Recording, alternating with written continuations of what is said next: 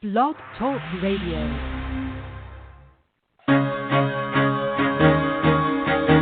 Carol the Coach. Sex, love, and relationships. We talk about it here. Carol the Coach. Compassion with contemporary relevance. I am a psychotherapist. I can be your personal life coach, and I can help you with your issues. There are no problems too small or too big. You can talk about anything. Speaker, columnist, radio TV host, and commentator. Carol the Coach brings messages of wellness and empowerment within reach of everyday people every day. Almost 5 years ago, I lost my soulmate in an accident. He was killed in a plane crash. Life just, for me, has seemed to stop. There are groups all over the city. I teach one. It is a specific way to start thinking so that you shift how you see the world, which then shifts your energy, and then you feel better and you actually see things differently. Carol the Coach. Always available, too, at carolthecoach.com. Now, I've got Russell on the line. I'm 47 years old. I'm a truck driver. I'm married. I have a wife in San Francisco. Okay. I haven't been home in 6 months. My thing is, I don't know if I have a sex addiction or what the problem is. Why do I want what I can't have? And as soon as I can have it, I don't want it anymore. You're right on target when you say, I don't know if I have a sexual addiction. Well, guess what? Yes, you do. And you know what? That's my specialty, Russell. So you're at the right place. Continue. I meet women online, and I'm in a different part of the country. I travel all 48 states, so I love sex. I hear self-esteem issues. You never felt good enough, and you didn't feel like you were getting what you should have then, and you're reenacting that now. Do you want to change that about yourself? You get what you need. I got an interesting email this week. He says, thank you for taking my email in question. My girlfriend and I listen to you on the radio, and she respects your opinion as I do. So here's the question. Do you really think somebody can change when they suffer from sexual addiction? And yes, I absolutely know that they can change, but they have to do a lot of hard work. They have to do the internal work on perhaps the trauma that combined with some early sexual experiences produced sexual addiction. They have to do the in-the-moment work, the day-to-day work that helps them to become healthier.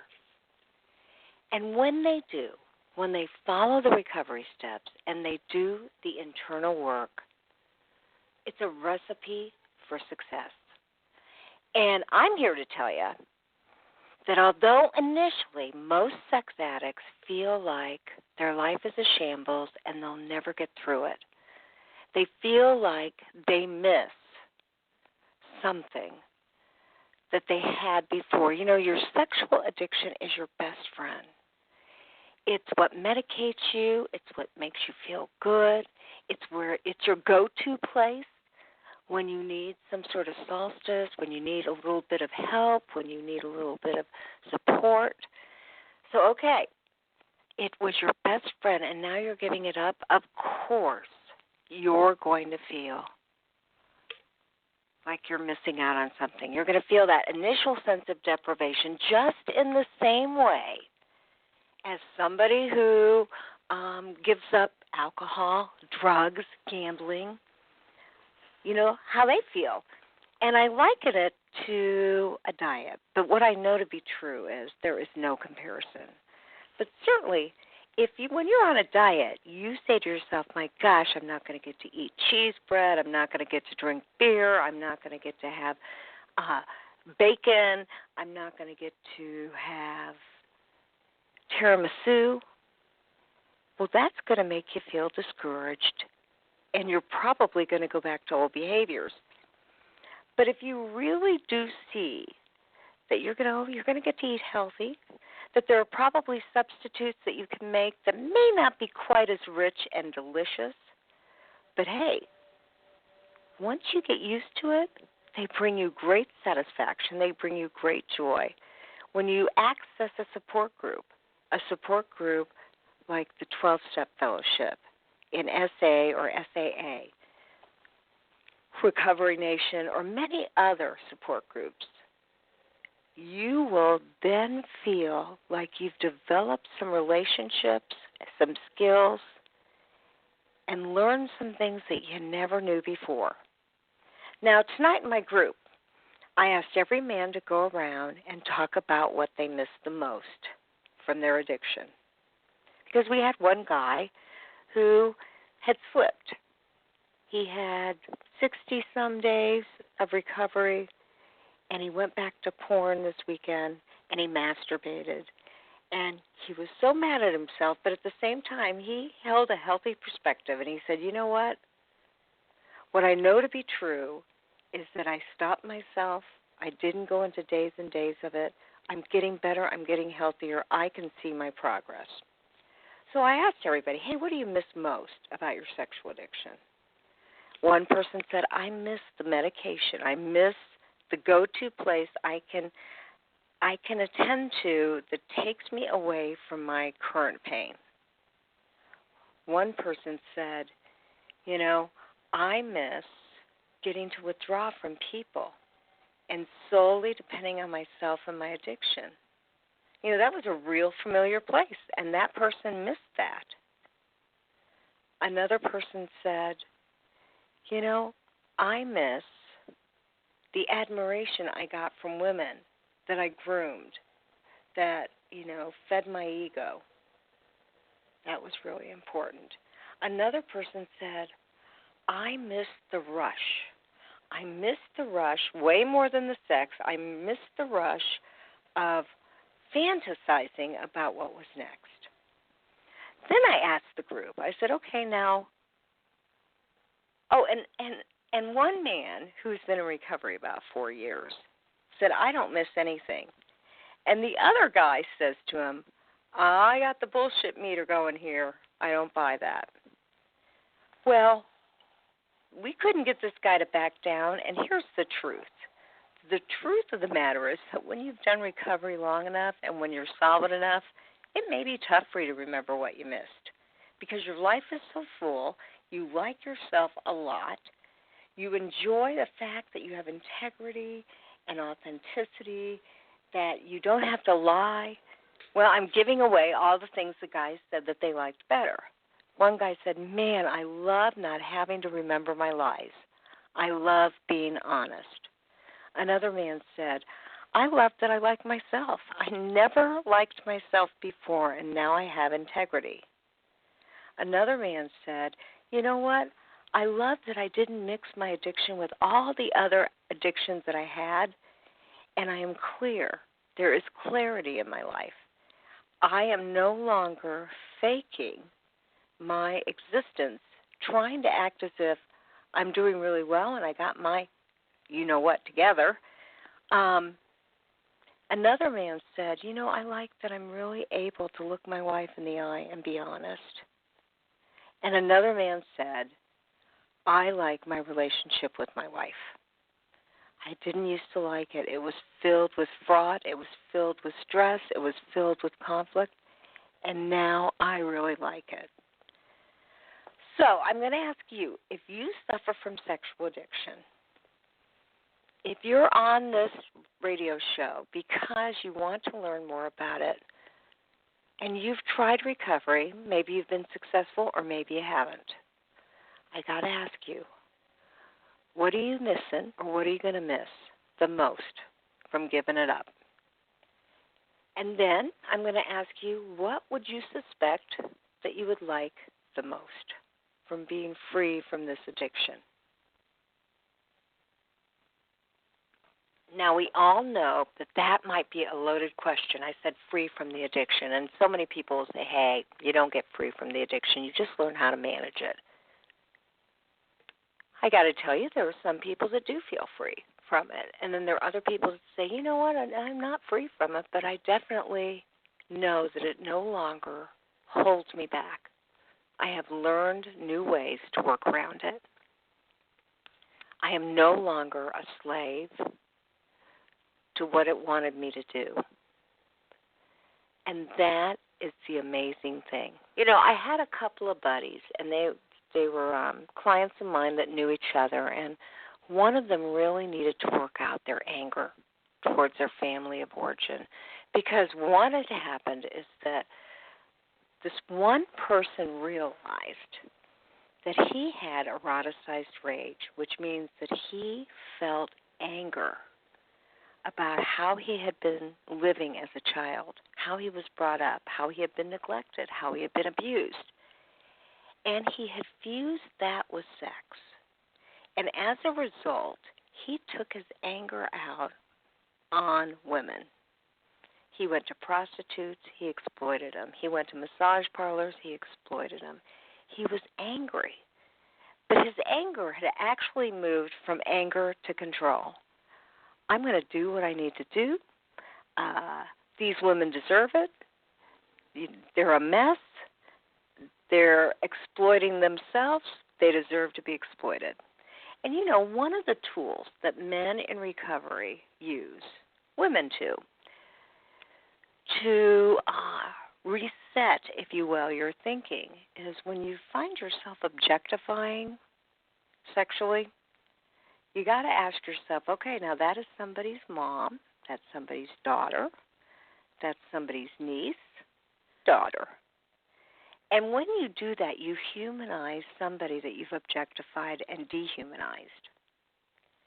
And so part of eroticized rage means getting in touch with what you're really angry about and then acknowledging it, externalizing it, being really, really angry, forgiving it, and then letting it go. Those are all crucial steps to getting healthy.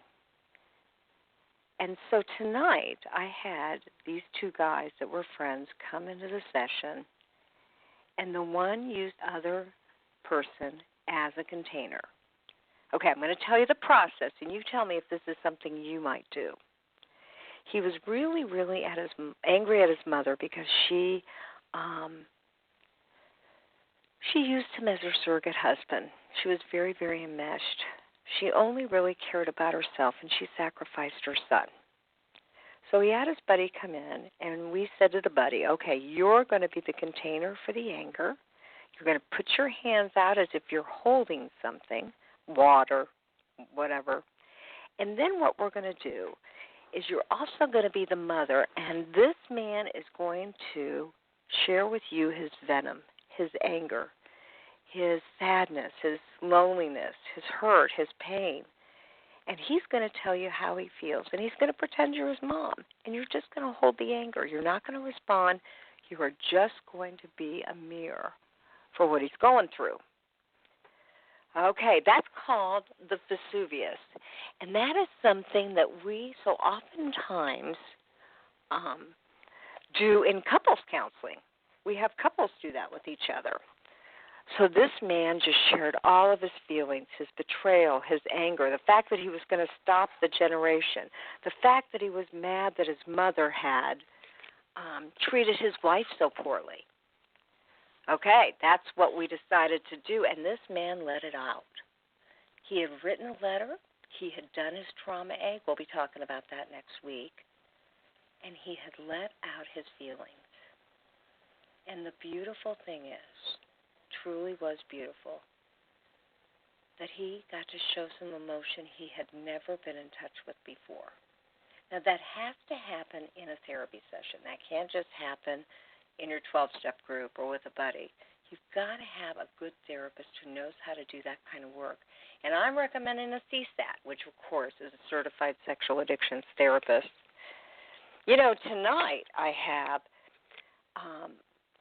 Jonathan Taylor on, and he actually is a licensed clinical social worker who has 7 years' experience working with teens and adults who are struggling with issues ranging from mood disorders to sexual addictions. And he created a tool called your Daily Intensive Deck. It is a tool that actually helps people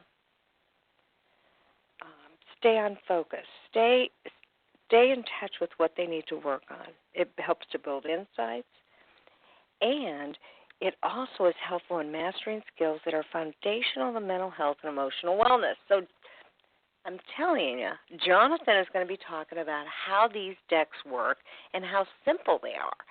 And I'm always looking for great recovery tools. And I met this man at our CSAT, ITAP convention.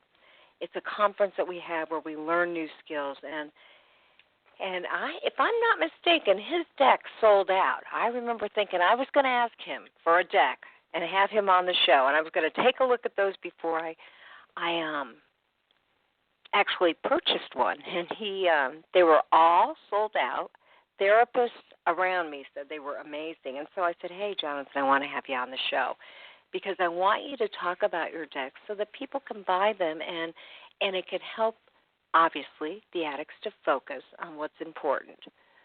So I highly recommend that you think about these decks. He's going to be giving you a website that shows you how to purchase these decks and how to get healthy in your own recovery, because I'm telling you, there are plenty of tools. You just have to use them, and that's what this show is all about.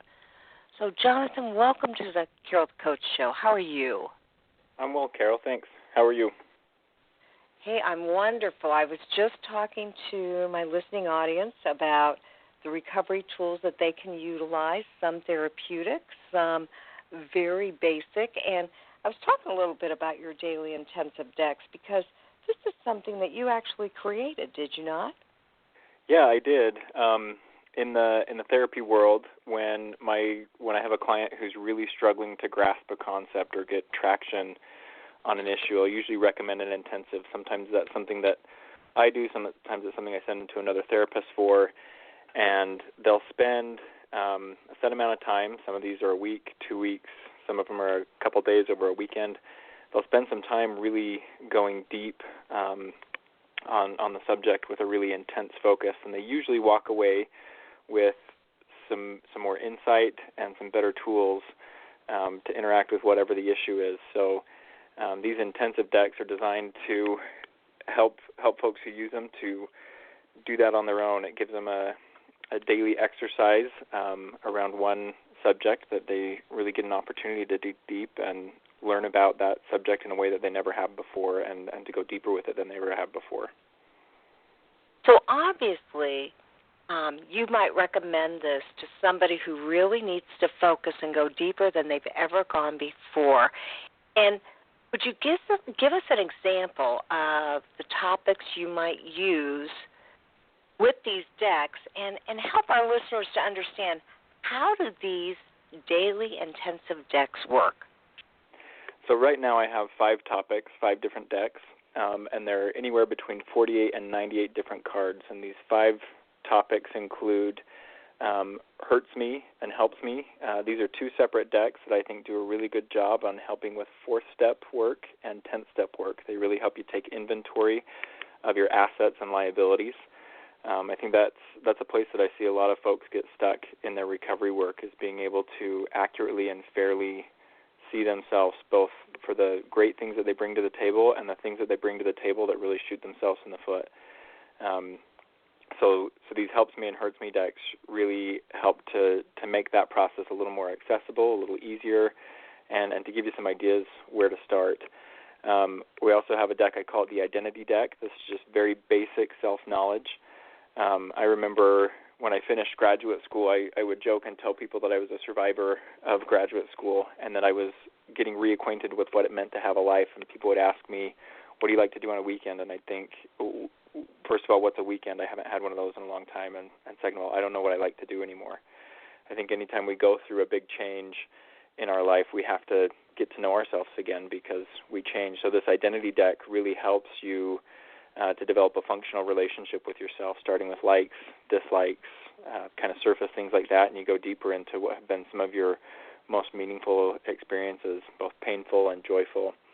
Got another deck of cards that has to deal with higher power. This is another issue that I see a lot of folks get hung up on. Unfortunately, higher power for a lot of people is synonymous with the religion that they grew up in, and sometimes that's not the greatest experience. So the higher power decks really help people to kind of start from a beginner's mind and start from the ground up in understanding what a higher power means. It's not necessarily dealing with concepts of God, just dealing with concepts of things that are bigger than you, things outside of you that have influenced you. And then the last deck I have is grounding. Probably the biggest thing that the addicts that I work with come in with is really intense emotions that they don't know where to start on. They don't even know how to breathe through those intense emotions. So the grounding deck gives you about 50 different exercises that just help to do some basic grounding in your body, calming your mind, that really give you a leg up in dealing with some of the intense emotions. So these decks, depending on which one you're using, they kind of offer you a place to start in the day and start building some meaningful recovery routines where you're really introspecting, really thinking through kind of some bigger questions and actually practicing some skills that will help you to be more functional. Well, that absolutely makes sense. Now, are these decks something that you have to use with a therapist, or can you use them on your own? Oh, absolutely not. The majority of people that use these decks are people that I've never met before, so not even my clients. I think these decks are a really great way to start kind of your morning meditation, your morning devotion. They're a really good check-in the middle of the day, and they're a great way to end the day. The questions, I've tried to make them, or the prompts, I've tried to make them pretty accessible, pretty simple, something that you can think through pretty easily. So they don't have to be used with a therapist, but they can be a really great recovery aid people can use on their own, and with sponsors and other support people. I think having conversations around some of the topics and some of the prompts can be very helpful in deepening your understanding, and also getting to know some different perspectives that can help to broaden your own perspective and help you to get some bigger vocabulary or some better ways to describe what you've experienced. Well, absolutely. So let me ask you, when it comes to, for instance, the feeling focus, you said that you have about 50 exercises that can help them identify feelings or at least get more comfortable with those? Yeah. With that, I like to use the metaphor or the story last summer. We put my 2-year-old in a swim class, and I thought that was, I wondered what they were going to teach him, because I've been his parent for 2 years and haven't been able to teach him anything, felt like. We got to the class, and the teacher said the goal of this class is not to have them swimming laps at the end, but it's to teach them how to be safe in the water. If they were to fall into a pool, we want to teach them how to jump off the bottom and grab a lungful of air before they go down again, and then jump off the bottom again and grab a lungful of air so that they can keep breathing until help comes. When it comes to dealing with really intense feelings, I think that's where we start. We're not learning how to make the feelings go away or how to shift the feelings or to make them disappear. We're really just learning how to catch a breath so that we don't completely flood or completely overwhelm until some more help comes or until enough time passes that feeling isn't so intense. So that's really what those grounding exercises in the grounding deck offer, is some skill to be able to come up for some air when you're in the middle of some really, really tough emotions. Absolutely. So give us an example of one of the exercises that would actually apply to an addict. Yeah, so one of them that I will use a lot with myself is just, sitting in your chair when you feel something big come up. I get in tune with the 4 different quarters of my body, so I'll tune into my top right half, check kind of muscle tone, check any tension that's there, and I'll release any tension that's there, and then I'll move to the left top half of my body. Again, check for any tension, any aches or pains, and I'll release that, relax that, and then I move to the bottom right half and do the same, and the bottom left half and do the same. The exercise takes about 10 seconds, but if it's something that I'm really, really mindful about and really tuned into, it can do a lot to shift some mood or put enough break in the anxiety or whatever it is that I'm feeling that I can kind of get my whole brain back online thinking again instead of just drilled in on what's making me anxious. Well, yeah, I can see where that would have 2 major impacts. One is obviously it would ground you to yourself and would remind you that you are really here in the here and now. And then Two, for anybody who tends to disassociate, and certainly addicts have been known to disassociate, or partners of addicts really do a fabulous job of disassociating to the point where they end up protecting themselves, but they aren't in the here and now. So that would be a very helpful exercise so you wouldn't disassociate and you'd be present with your feelings as well as your physicality. Yeah, definitely. I think that's the key of grounding. It's being able to distract yourself long enough from the intensity of the emotion that you can focus on what's bringing up the emotion, or you can focus on what's going on in the present moment. Absolutely. And so obviously you had said one of the topics is hurts me or helps me. And I have no idea what you're referencing, but I know that one of the men in my group, he always asks people, he asks the addicts, he says, whatever you just described, is it moving you towards recovery or away from it? And when that occurs, and when you look at life that way, it's easy to say, yeah, porn probably may not be my drug of choice, but it's not moving me towards recovery, so it must be moving me away. So can you share a little bit about that focus on hurts me and helps me? Yeah, the hurts me, helps me exercise is something that I've given to clients initially, usually in a first or a second session. I'll just ask them to make a quick list, whatever problem they're dealing with. Can you list the things that are helping you deal with this problem, and can you list the things that you're doing that are hurting you in dealing with this problem? So these decks I've made a little bit bigger because if your audience is like me, there's hundreds and hundreds of things that you're doing that hurt you and hundreds and hundreds of things that you're doing that help you. And I think it's important to cast a wide net and grab them all. So these are just one word on each card that describe different attributes. Like in the Helps Me deck, you might look at, there might be words like driven, focused, compassionate, kind. In the Hurts Me deck, it might be words like anxious, cutting, sarcastic, just different attributes that describe us. And so on either side, whether you're working on your assets or your liabilities, I like to shuffle through the deck and go through until I find about 3 or 4 cards that are describing me that day or in that moment, and then I'll take some time to kind of journal about why those are describing me right now. So if it's assets that I'm looking at, that's a really good way to focus on my strengths and a really good way to look at utilizing those strengths throughout the day in a meaningful way. If I'm working on some of my liabilities, some of my step 4 stuff, that helps me to get focused on what might be a pitfall that day or things that I'm going to need to look out for. And I'll often carry around a couple of those cards in my pocket to remind me, hey, this is going to be a big liability today. You made a plan to look out for this. Let's be accountable about this. Or on the other hand, with the Helps Me deck too, remember you really connected with compassion this morning. Let's look at some ways that you can meaningfully use compassion so that you're developing that gift even more. Absolutely. Now, at just what point, I'm curious, because obviously you are an entrepreneur as well as a therapist. How did you decide this would be very, very helpful, and how can people get your decks? It hit me. I was in a training for Gottman-style marital therapy, and the Gottmans have developed decks to help couples connect. And I remember sitting in that training thinking, I hand my addicts these workbooks. I hand them big volumes to read to get inside education about their disease and about their struggle. And a lot of them come back and say, this is just way too much information. I'm way too overwhelmed. And I really liked the approach that the accessibility that flashcards gave because it was just one thing at a time that you could focus on. If you were overwhelmed with more than one thing, you could just focus on that one thing really easy. And it was really versatile. You could go through that deck many, many times, shuffling it, coming back to answers again. So I started developing these and sent them out of my office, and now I've got a website. The website's JohnTaylorLCSW.com, and that's John, Jon, Taylor, Taylor, letter LCSW.com.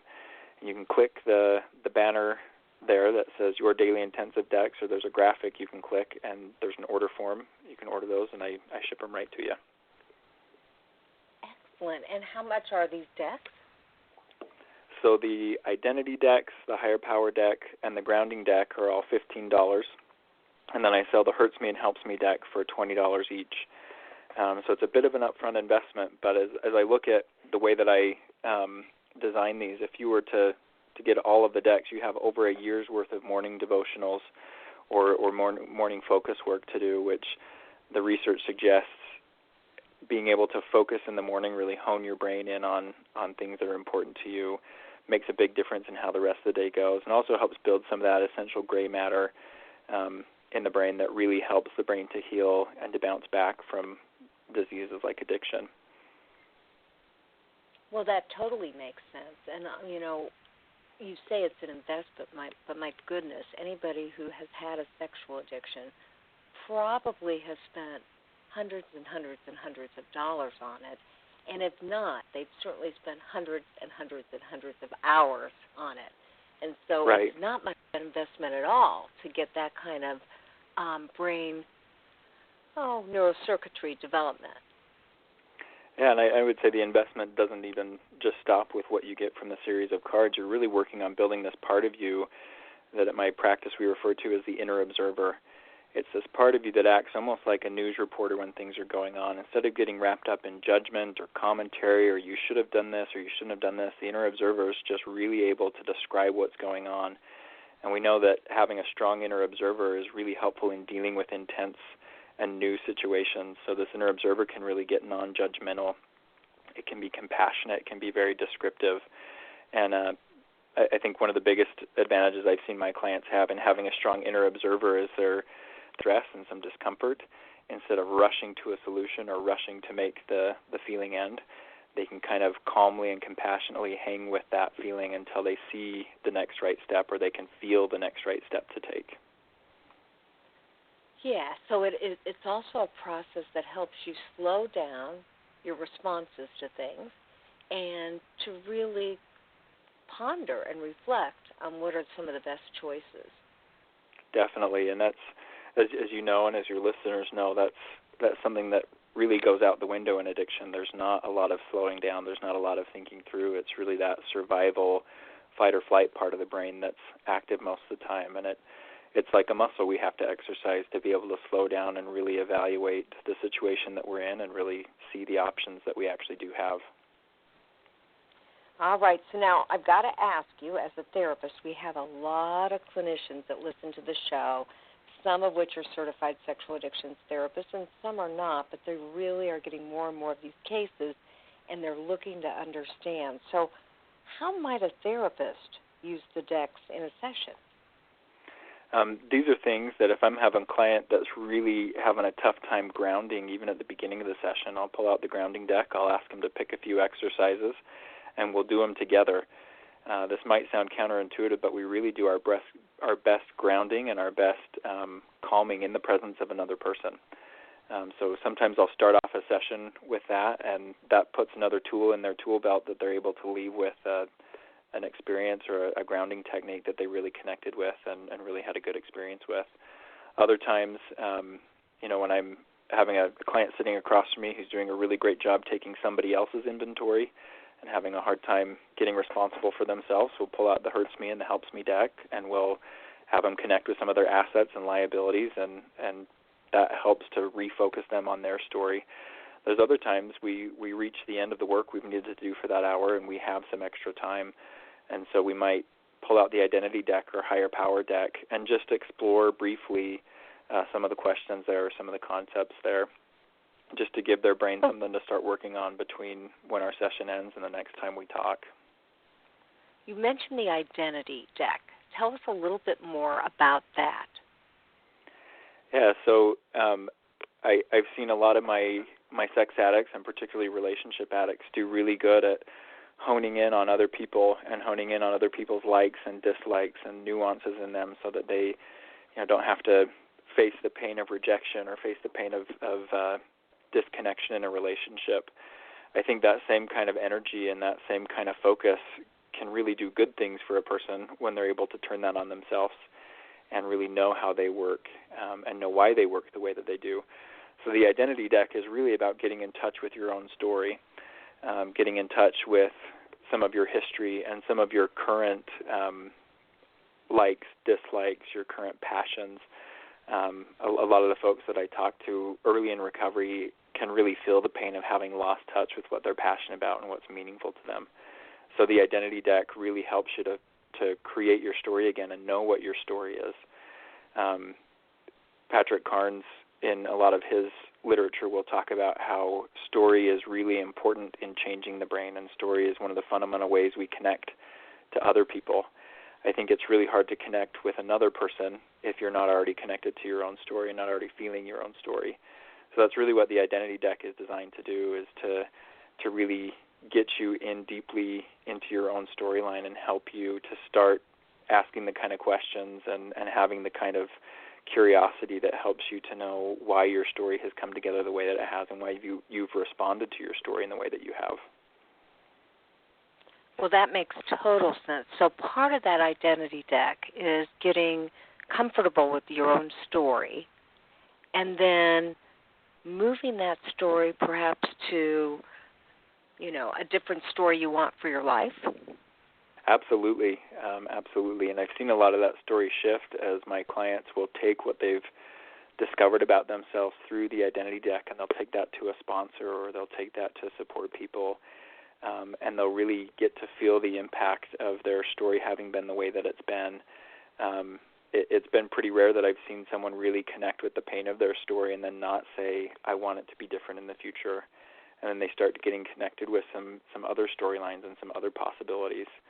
I think addiction, and especially sexual addiction, does a really good job at getting us lost in fantasy, but fantasy is not the same as dreaming about a bigger and better and brighter future. And that's one of the things that I think is important for an addict to regain in their recovery process, is the ability to dream about what life could be and what they're excited for it to be, rather than just focusing on how disastrous it's been in the past or how painful it is in the present. Well, so much of what these decks are about are on personality development, whether it's on impulse control, whether it's on who you want to be, whether it's about contributing towards or contaminating what you really want in life. I mean, it's obvious that you've done your research here to identify 4 very important areas to work on. And so, again, I'm talking with Jonathan Taylor, and he has a website where you can get these decks. You can buy them individually. You can buy all 4. There is not a price for all 4, right? You're buying them all individually.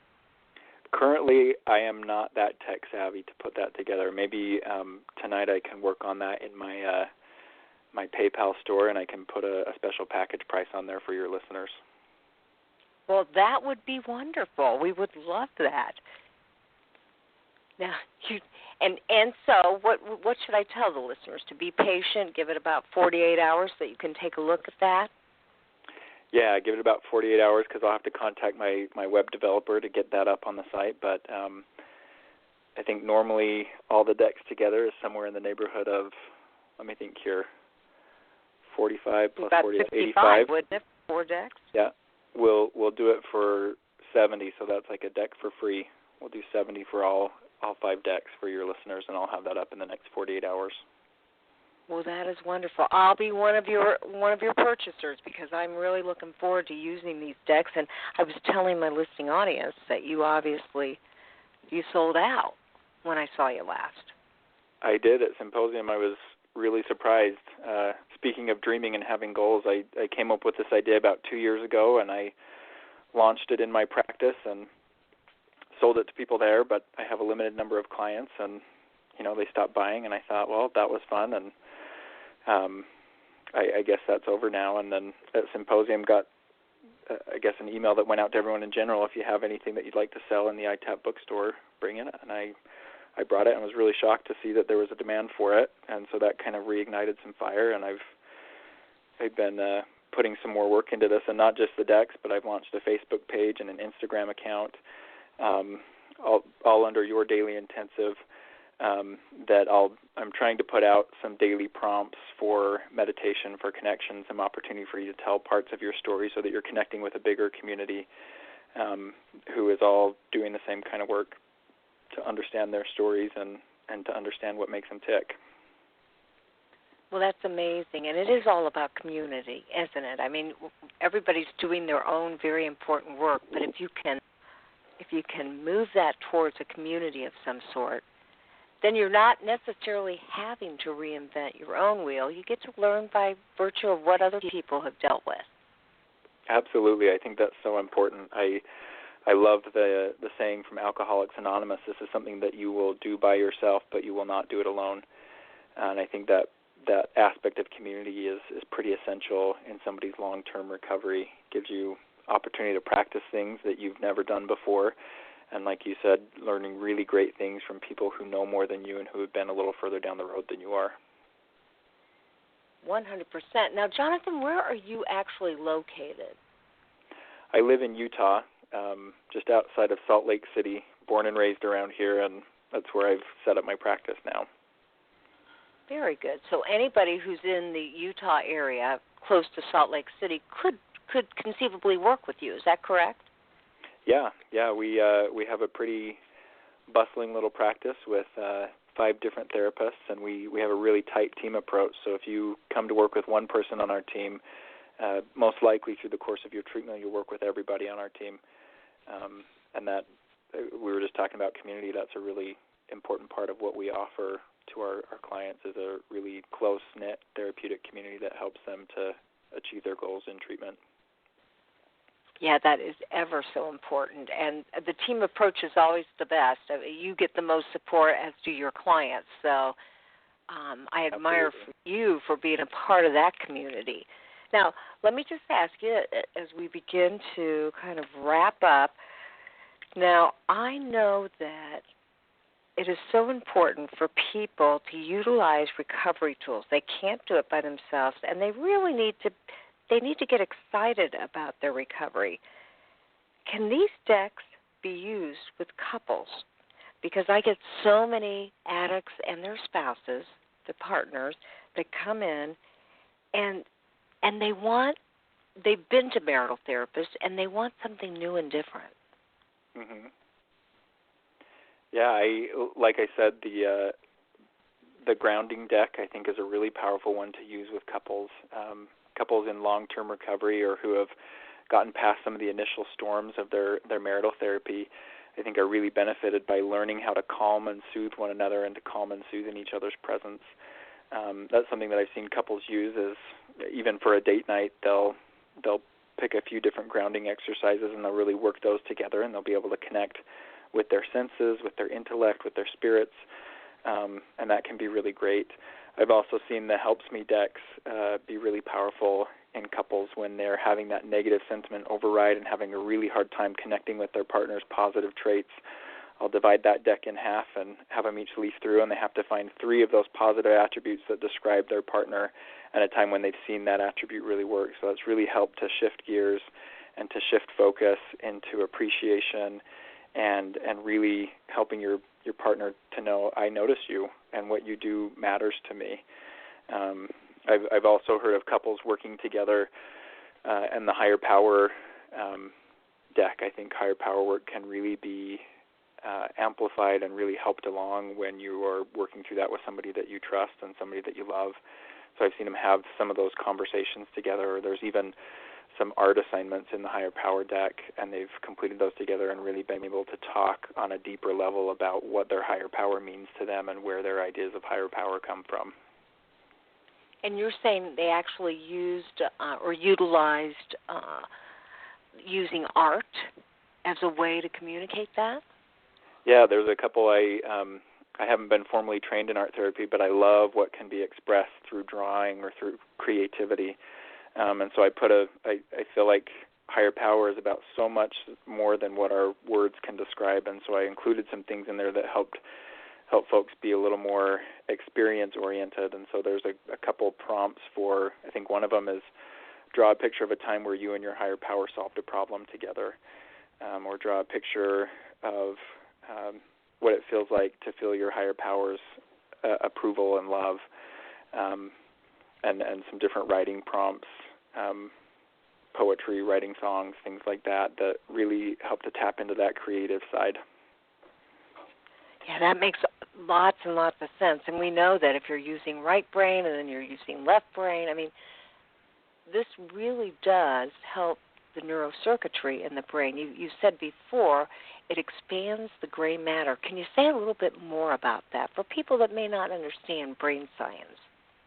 Yeah, so one of the things that we know on a neurological level with any kind of addiction is that you're going to get actual shrinkage of the brain, particularly in the frontal lobe and the parts of the brain that have to do with impulse override. There's a literal disintegration of the brain. Not only does the brain shrink in some places, but also the brain is not connecting those neural networks that connect the different parts of the brain that do their different jobs. And when they work together, we are pretty healthy and happy. In addiction and trauma, there's actual disconnect and disintegration of the brain. What we know from folks who are recovering from strokes, there's a really good book I read on this. It's called My Stroke of Insight by Jill Bolte Taylor. And she was a Yeah. Sorry, what's that? Yeah, I was just going to say that's one of my favorite books. It was fascinating, wasn't it? I loved how she described as a neurosurgeon having a stroke, what it was like to be inside of her body as her brain was not functioning. And she talked a lot about how she had to care for herself on a neurological level. And she really had to push herself once she was at this level of functioning, really had to push herself to think about things. It was almost like exercising a muscle, and she had to use a lot of creativity to actually get some of that gray matter to grow back in her brain, to get her neurons talking again and her brain integrated and healthy. And so, again, these cards work with that, the different parts of the brain and actually encourage you to expand the way you think, the way you feel, and the way you sense the world. And when you expand that, you're actually growing gray matter. Absolutely. And I know Patrick Carnes says, because you and I are both CSATs, Patrick Carnes says, truly, when you're in active addiction, it takes 3 to 5 years to fully develop those neural pathways in a new and different way.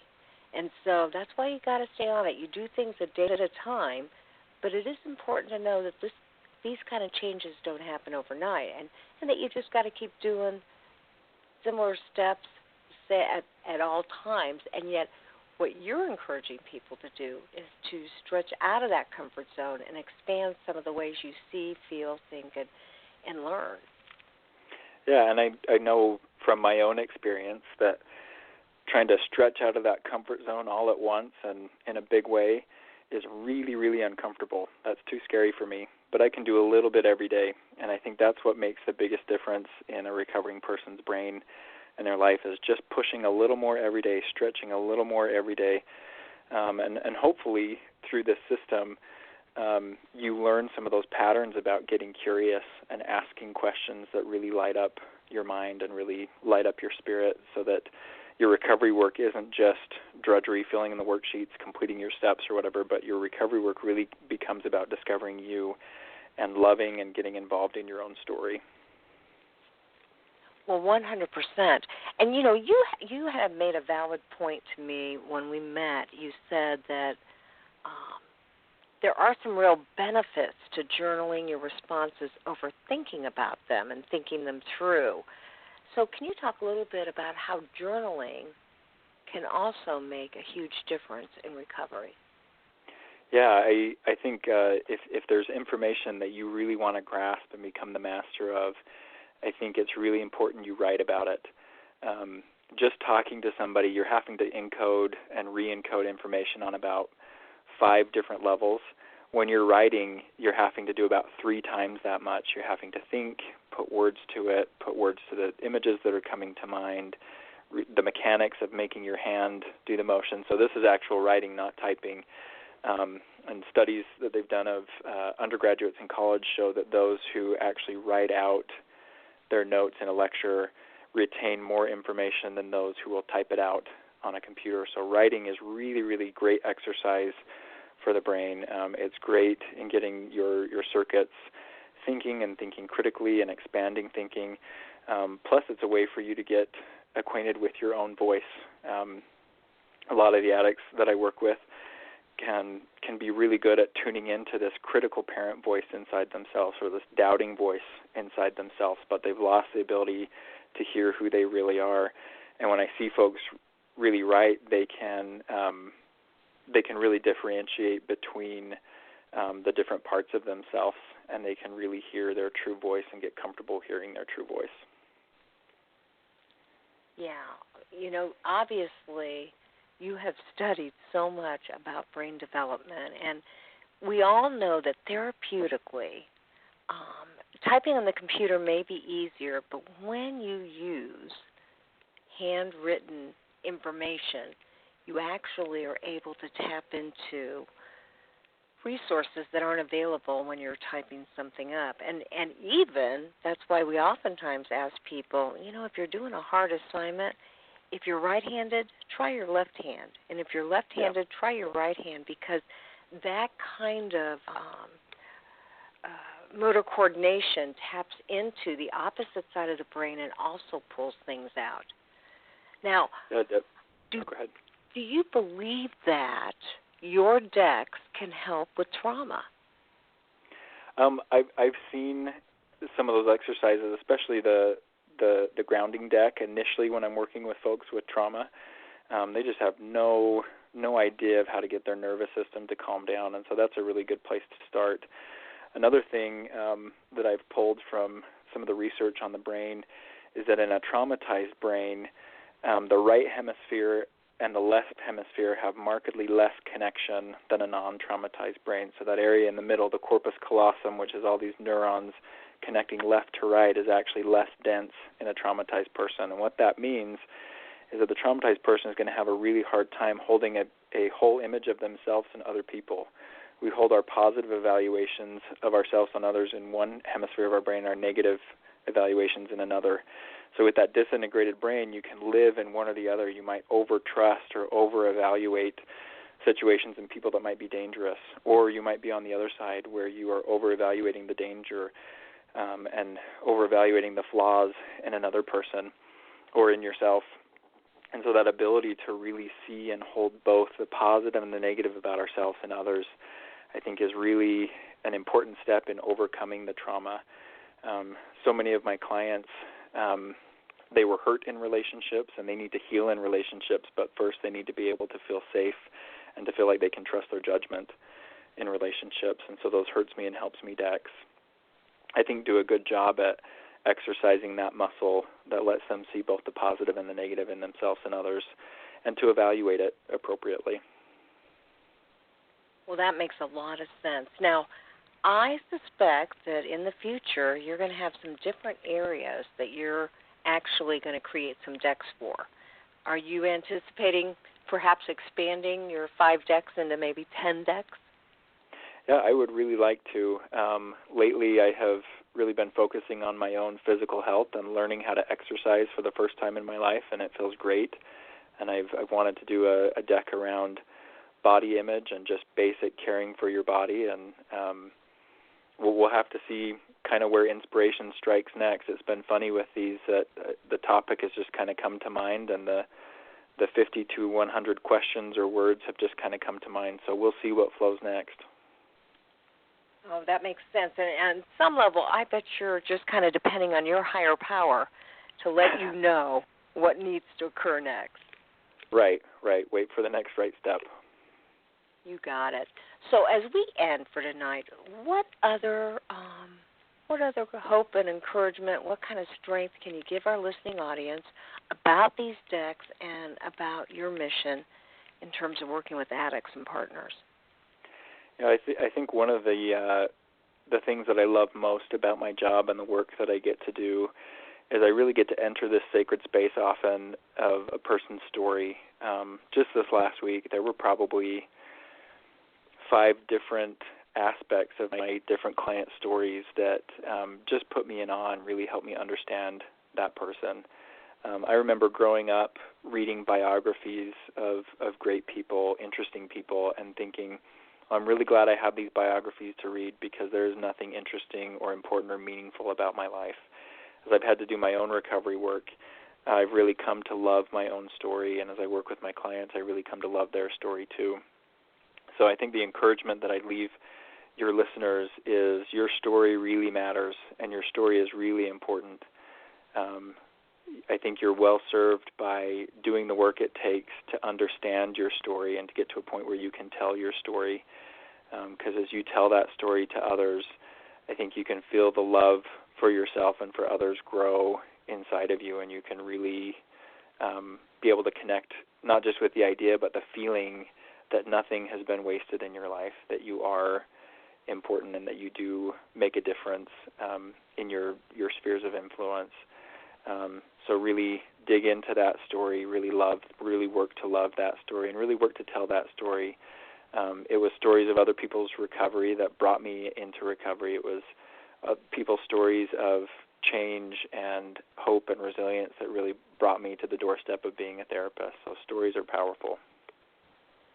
Oh, yeah, I would 100% agree with that. You know, that's one of the beauties of groups in general. I say, you know, when somebody does their work, everybody else gets to do a piece of their work by watching someone else. And what I hear you saying is when you share your story, you connect on a different level to other people and you help them along when you're honest about yourself. So, Jonathan Taylor, thank you so much for bringing us the opportunity to find out about these intensive daily decks. And we'll look forward to going to your website again and in a couple of days and looking for the special just for our listening audience. And clearly, I will believe it or not, I'm working next Monday, which is July 4th. So I will remind everybody to go back and get on your website. And if you would share with us again that website is... That's John Taylor, LCSW, John, Jon, Taylor, TAYLOR, LCSW.com. And from that homepage, you can see there's a picture and there's also a segment in the banner that says Your Daily Intensive Decks. Just click on that, and you'll be right in the Intensive Deck store.